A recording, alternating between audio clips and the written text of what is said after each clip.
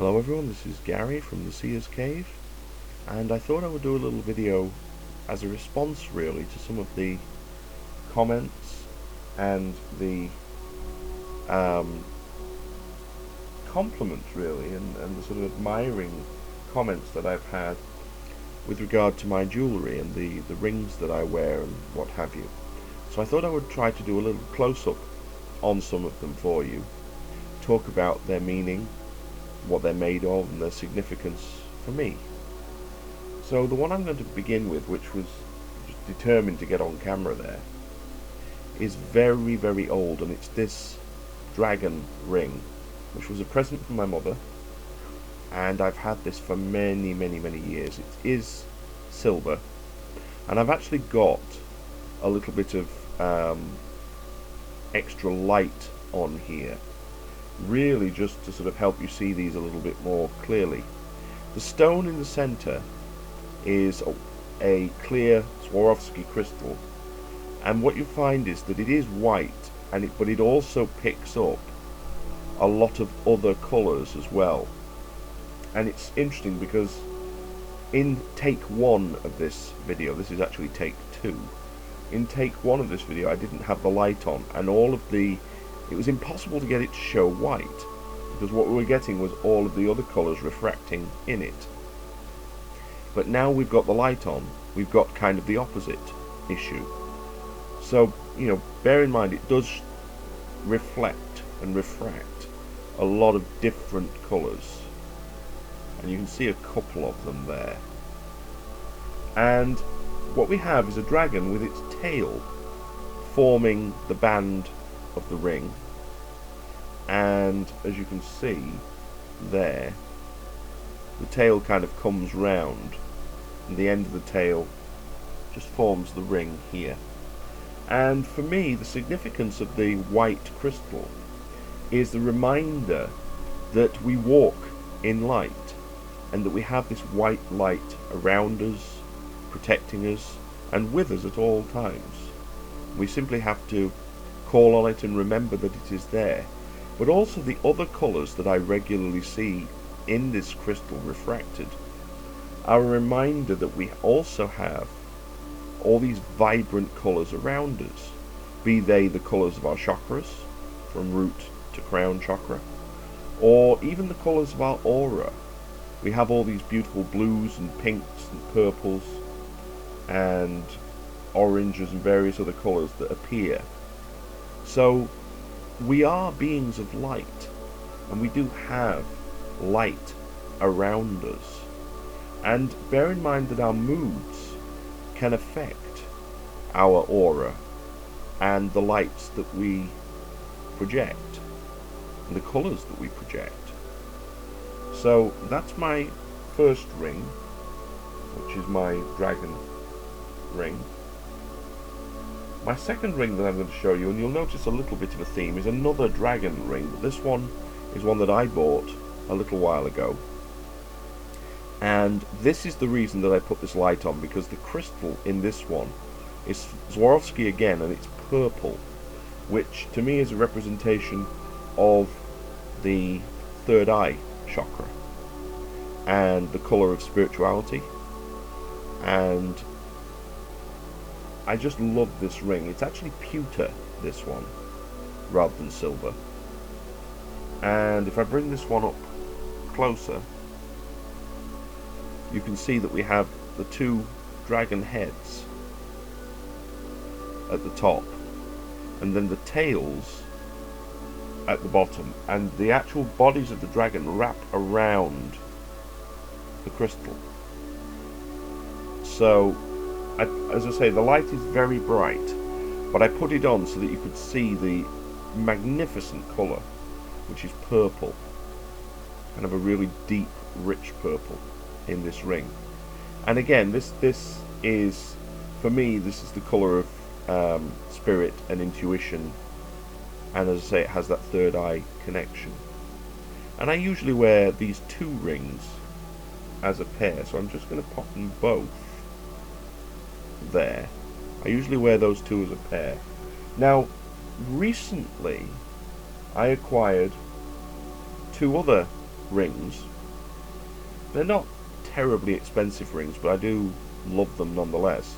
And this is the first one, which again has this silver mount, and this is green malachite. Now malachite is an ancient Egyptian stone, and it is a strong protective stone as well. And in sort of mythology and lore, it says it is a stone that is reputed to protect against accidents. It's good protection for travellers as well, and it's a stone of success. It has that green colour, and if you think about green aventurine, which I also love and have around, there is that sort of look with finances kind of meaning with the sort of the green colour.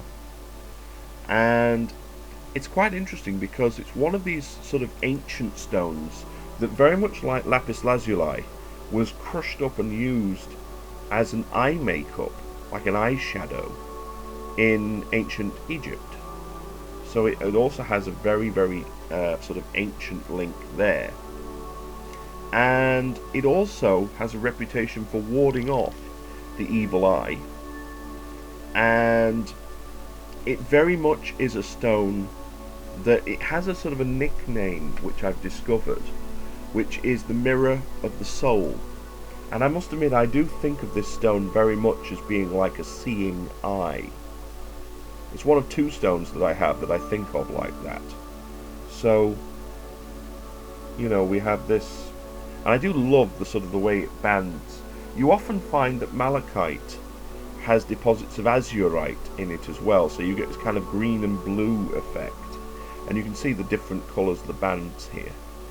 So that is my malachite ring. And the last ring that I'm going to show you that I have at the moment, and there may be others added as time goes on, and I'll probably do another video for you when I have them, is this, which is carnelian. And carnelian is another banded stone that I love, but carnelian, unlike malachite, is kind of translucent, and if you hold it with a light source behind it, you can see kind of straight through it. And this is a much plainer ring, as you can see, but I do love the colour of carnelian, and it's a stone that I associate very much with sort of passion as well. And you know, this sort of red colour is, or orangey red colour, is very common in carnelian, and it is a stone of energy. It also is a good stone for protecting against bad vibrations, and interestingly enough, in spite of its fiery red colour, it helps to calm the temper, which, it has to be said, with a Leo can be quite a good thing. It's just a really good boosting and energetic stone, I tend to find. And it's another one that I do very much enjoy wearing. And I'm going to show you one other piece that I wear virtually on a daily basis, and this isn't a ring at all. This is a pendant. Now this is tiger's eye, and this is quite a dark piece actually, but you can see it has that sort of classic shimmeriness as you turn it in the light that tiger's eye has. And I got this from my good friend Dan at the Enchanted Way in Doncaster, and it's sort of an inverted obelisk. If you turn it up that way, it's a little bit like a Cleopatra's needle. And this is the other stone that I look at as being very much a sort of a third eye kind of seeing eye kind of stone. I mean, obviously it's in the name as well. And this is very much a good stone for insight and for luck, and it is a really protective stone. It's also the birthstone for Leo, which is what I am, as if anybody out there couldn't have guessed. And it's a great stone for the mind, this one. It really does focus you, and it's just one of my absolute favourites. I've changed my mind, which I suppose is the cat's prerogative, I do actually have two other rings which I'm going to show you, just because I've got the video on. The first one is, and these are actually gold. This is, you'll notice, this is the tiger's eye again, and it very much is a stone that I do love. So hence I'm showing you it again, and you can see again it's got that shimmering quality to it. So that I'm showing you that purely because that is also tiger's eye as well, and I have worn that stone on a few of my videos.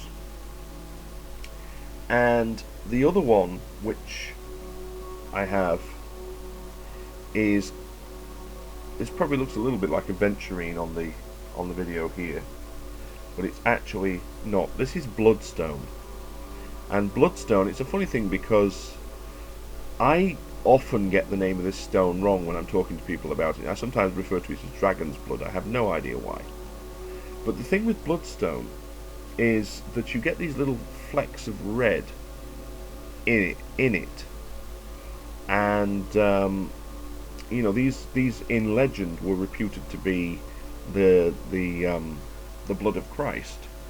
So you know, it's a stone that I do love, and I just love the green colour to it. I find it a very grounding stone and a very sort of healing stone, and it's one that I think sort of connects in a way the heart chakra, the masculine side of that, to the sort of more grounded parts of the chakras, the root chakra, because obviously it has these red flecks in it.